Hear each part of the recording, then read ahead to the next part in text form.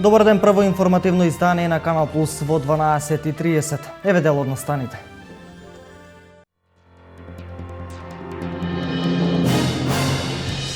Националниот ромски центар со штанд кај градскиот пазар вчера и денес делеше едукативни флаери за подигање на свеста за здравието пред се кај жените од ромска националност.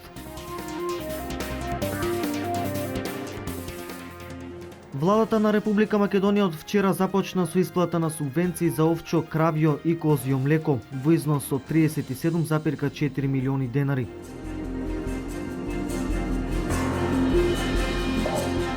Дом на млади Штип денес и утре организира ревија на француски и шпански филмови. Караванот на второто издание на фестивалот на европски филмови ќе продолжи во другите градови низ Македонија.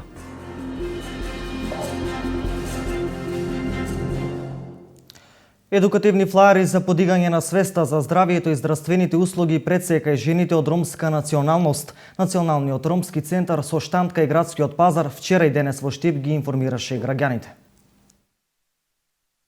Националниот ромски центар со свој штанд поставен кај градскиот пазар во Штип делеа информативни литоци, се со цел подигање на здравствената свест и информирање на користа од здравствените услуги пред се на жените од ромска националност. Овдека во Штип со колешката Сабина, всушност ние имаме секогаш отворен пункт со кој ги делиме информациите, ги прошируваме и воедно ги повикуваме дека здравето нивно е поважно од се, но меѓутоа не можат само докторите и медицински установи тоа да го земат како обзир, меѓутоа треба и самите граѓани да бидат одговорни за своето здравје, бидејќи само на таков начин можеме да напредуваме и да бидеме дел од иднината на поколенијата што се пред нас. Нивната единствена цел е што повеќе жените од ромска националност да бидат информирани за важноста на нивното здравје, што и како треба да направат во нивната бременост за да имаат здрави деца. Инаку, овој центар постои веќе неколку години, организација која работи на национално ниво, лоцирана е во Куманова, но со своји инфоточки и во Штип, Кочани и Прилеп. Националниот ромски центар е во соработка и со Министерството за здравство. Невработените лица со бизнис идеја имаат можност да добијат поволен кредит до 3.000 евра. Поголема сума до 9.000 евра во вид на поволен кредит може да добијат невработени лица со план за заеднички бизнис. Аплицирањето е во агенциите за вработување, а трае до 21 септември. Рокот на враќање на овие кредити е 3 години. Аплицирањето е едноставно. За првите две мерки кои што се однесуваат на самовработувањето се приложува барање до агенцијата за вработување заедно со подготвен мини бизнис план за кој што постои веќе образец кој што е прикачен на веб страната на агенцијата заедно со прирачникот како да биде пополнет тој бизнис план, додека пак за поддршката на правните субјекти, микро и малите предпријатија треба да поднесат само барање до агенцијата во кое што изразуваат интенција да отворат нови работни места.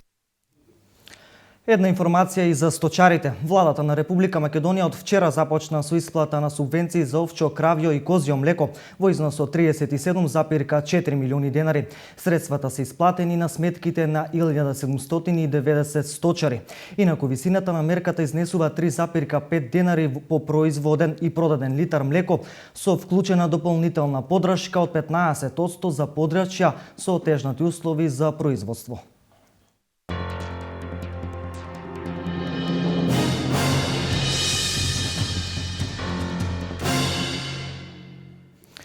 Во период од 9 до 12 јули представници од Основното училиште Раде Кратовче од Кочани ја представија општината и незините природни и културни богатства на меѓународна конференција во Романија. Два наставника и два ученика летова во месец јули ја представија општината и незините природни богатства и култура во Романија на меѓународна конференција. Тие беа единствени представници од Македонија меѓу 80 земји, што представува вистински успех како за општина Кочани, така и за вработените од ово основно училиште. Во периодот од 9 до 12 јули во Романија нашето училиште заедно со двајца наши представници, наставниците ментори Анита Стојанова и Бранка Тасевска и двајца ученици Благој Ананиев и Петар Левков зедоа учество на меѓународната конференција, екоконференција која се одржа во Букурешт. На оваа конференција учество зедоа 85 земји од целиот свет со 100 представници, а нашето основно училиште беше единствениот учесник и представник од цела Македонија. За оваа цел, претходно нашите наставници спроведоа истражување во Осоговскиот регион. Истражувањето беше за 3 растенија и 3 животни карактеристични за Осоговскиот регион. Преку ваквото истражување, нашите наставници со учениците заеднички изготвија брошура, која истата беше презентирана на меѓународната екоконференција во Букурешт. Ваквото истражување, поточно нашата брошура, стана дел од книга во која влегоа сите истражувања презентирани на меѓународната конференција во Букурешт со наслов Природата и културата. Од училиштето најавија дека оваа учебна година ќе се работи и на друг проект во кој ги вклучи општината.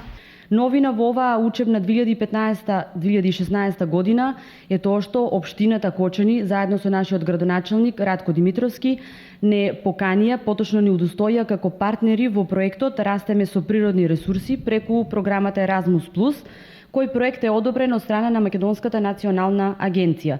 Голема благодарност до општината и до нашиот градоначелник, секако дека со нашите престојни активности ќе ги оправдаме нивните очекувања. Се планира на 28 септември за потребите на овај проект да се одржи иницијален состанок, чија цел ќе биде воспоставување на организацијската структура, формирање на заеднички тим, како и подпишување на правни договори со партнерите на овој проект. Од нашето училиште веќе имаме формирано 2 тима од одделенски и предметни наставници, како и координатори кои заеднички ги учествуваат во сите престојни активности. Вакви проекти ќе продолжат да се реализираат и во иднина, се со цел да се представи нашата општина во најдобро светло и да се презентираат природните богатства и културата во Кочани. Првата македонска акција на Република Македонија Плачковица 75 утре одбележува 40 години јубилеј од првата работна акција. Манифестацијата ќе се одржи во детското одмаралиште на планината Плачковица, каде ќе се одржи пригодна програма за одбележување на јубилеот. Ќе бидат доделени признанија и плакети пошто следи културно-забавна програма. За сите заинтересирани граѓани ќе има организиран превоз од пред новата пошта во 9 часот.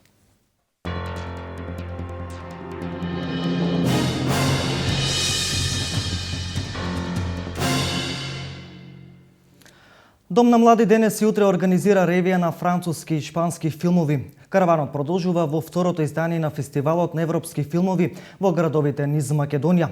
Љубителите на филмската уметност во Штип ќе имаат можност да се забавуваат и да уживаат во изборот на квалитетни филмски остварување од најновата француска и шпанска продукција на проекциите кои ќе се одржат во киносалата во Дом на млади во Штип.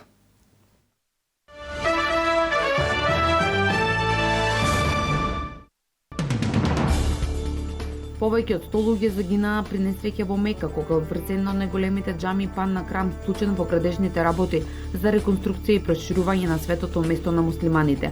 Голем дел од жртвите се претпоставува дека се странски државјани дојдени на аджилак. Според првичните сознанија, до несреќата дошло поради силното невреме и бурата која траела само половина час.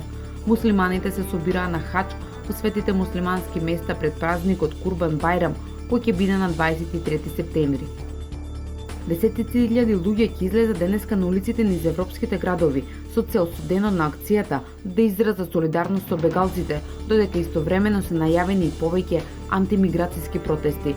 Само во Лондон околу 90.000 луѓе најавија дека ќе учествуваат на собирот за поддршка на бегалците, додека слични настани се предвидени и во Берлин, Виена и Лисабон. Пловна капсула на вселенскиот брод Сојуз ТМА-16М слета успешно во Казахстан, објави РИА Новости. Со Сојузот од меѓународната вселенска станица на земјата се вратија рускиот космонаут Геннадий Падалка, космонаутот од Казахстан Ајдини Аимбетов и астронаутот од Данска Андреас Могенсен. Капсулата се приземи во реонот според проценката на 146 км југоисточно од градот.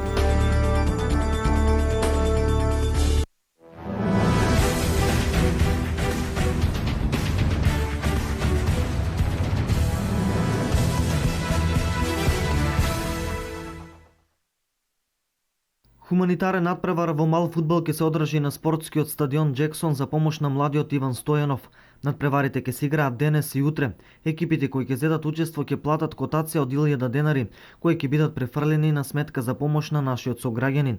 Најдобрите екипи ќе добијат награда, а за присутните на трибините ќе има и музичка програма. Црвен крст преку клубот на млади ќе учествува во хуманитарниот турнир во фудбал, кој што ќе се одржи на 11 и 12 септември, сабота и недела, со што средствата кои што ќе се соберат ќе бидат донирани за помош на Иван Стојанов.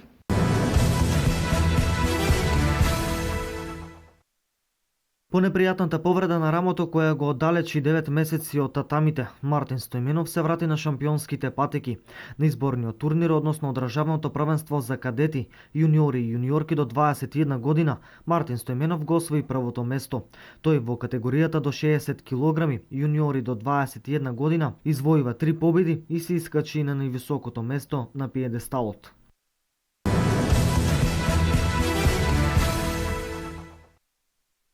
Арената во Лил, Франција има капацитет од 27.500 гледачи и тука ќе се одржуваат надпреварите од 8 на финалето на Евробаскетот. Доколку трибините бидат исполнети до самиот крај, тоа ќе биде рекорд на еврошампионатите. Стадионот вреди 282 милиони евра, отворен во август 2012 година, а на него настапува францускиот фудбалски клуб на Лил. Новој стадион воедно наредната година, кога Франција е домакин на Европското фудбалско првенство, ќе се одржат 6 надпревари. Денес 12 септември ќе играат екипите на Франција и Турција, Летонија, Словенија, Шпанија, Полска и Грција, Белгија. Утре 13 септември Србија, Финска, Хрватска, Чешка, Израел, Италија и Литванија, Грузија.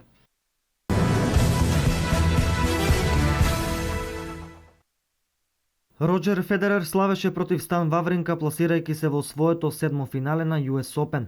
Заедно со Новак Џоковиќ, кој избори пласман во своето 6 финале на US Open, откако во полуфиналето за помалку од 90 минути го декласира бранителот на титулата Марин Чилик. Двете италијански тенисерки ќе играат во финалето на US Open, откако во полуфиналето ги совладаа своите ривалки.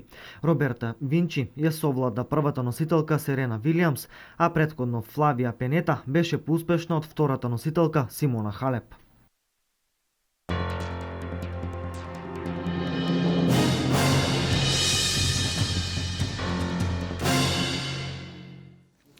Бидете со нас и во 16:30 во првиот дневник. Останете со нашата програма, следува Метео. Имајте пријатен ден.